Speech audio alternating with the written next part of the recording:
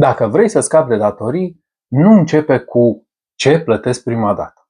Începe cu o întrebare mai simplă. Ce am de fapt de plătit? Pentru că atunci când ai rate, carduri, restanțe sau împrumuturi, mintea le amestecă pe toate. Scrie mai întâi toate datoriile pe o foaie, fără rușine și fără să omiți ceva. Apoi, notează în dreptul fiecăreia suma totală, rata lunară și dobânda. Abia acum începi să vezi realitatea. Pune-le apoi în ordine.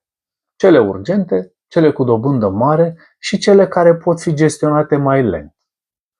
Nu trebuie să rezolvi totul astăzi, dar azi poți face primul angajament. Să nu mai plătești pe pilot automat. A fără datorii, te ajutăm să transformi lista aceea într-un plan clar. Iar când ai un plan, datoriile nu mai conduc ele. Începi să conduci tu.